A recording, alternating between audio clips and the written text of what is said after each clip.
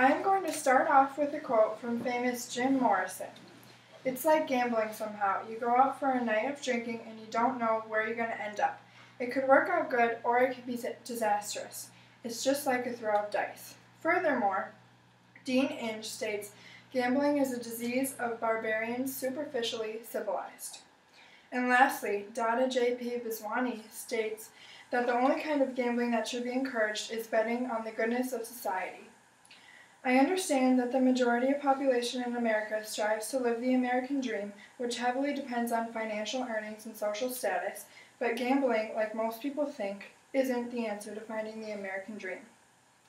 Gambling is bad for health and society because first, it is a mental health disorder, second, it increases crime rates, and third, advertising leads to underage gamblers. First, gambling is a mental health disorder.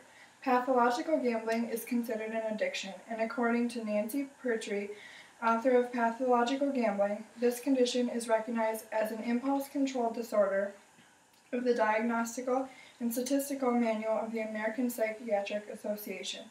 Pathological or compulsive gamblers are identified by a number of characteristics included repeated failures to resist the urge to gamble, loss of control of their gambling, and reliance on others to relieve desperate financial situations caused by gambling. It has been described as a way to cope with trauma and abuse in women, which is not healthy. Research has also found that pathological gamblers also indicate a presence of two disorders, for example, pathological gambling and narcissism, or pathological gambling and ADHD or depression.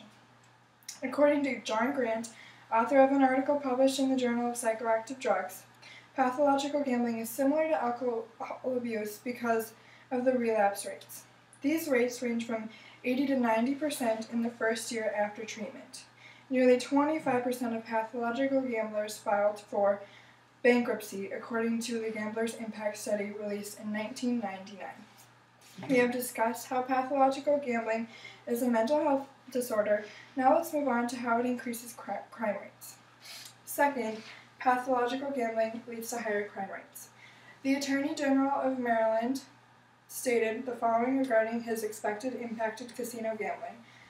Casinos would bring a substantial increase in crime. It would rise because of crime related to problems of compulsive gamblers, the constant exposure of casino workers to substance abuse and other social ills, the pervasive availability of alcohol to casino patrons, and the growing problem of teenage gambling addiction.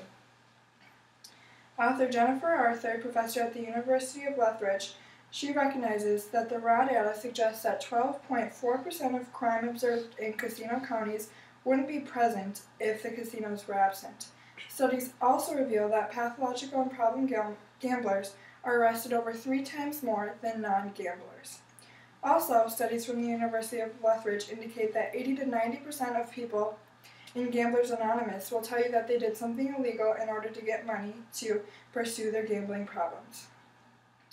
Even though gambling brings an enormous amount of revenue in for the government, it shouldn't be appraised if it is causing crime.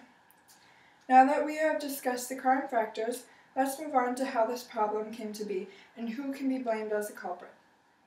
Finally, advertising leads to underage gamblers. According to Karen Friend, professor at Rhode Island College, gambling industries sponsor pro athletes, sports teams, celebrities, and popular events such as basketball tournaments or football games. It is no wonder that the first gambling experiences range from 11 to 13 years old. By the time children are 12, the majority have gambled for money at least once in their lifetime, and it is estimated that because of advertisement, 15.3 million adolescents aged 12 to 17 in the United States engage in gambling activities, and 2.2 million of them are considered pathological gamblers. 2.2 million. This means that out of all of these children, they have a mental health disorder.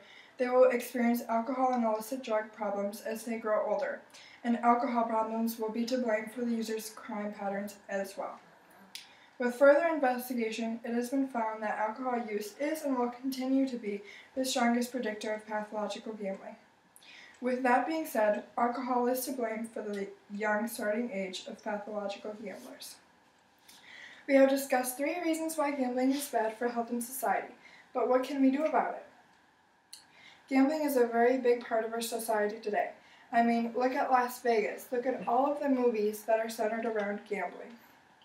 As I mentioned before, there's a fine line between harmless gambling and problematic gamblers. Are we supposed to sit around and watch gambling ruin people's lives? No.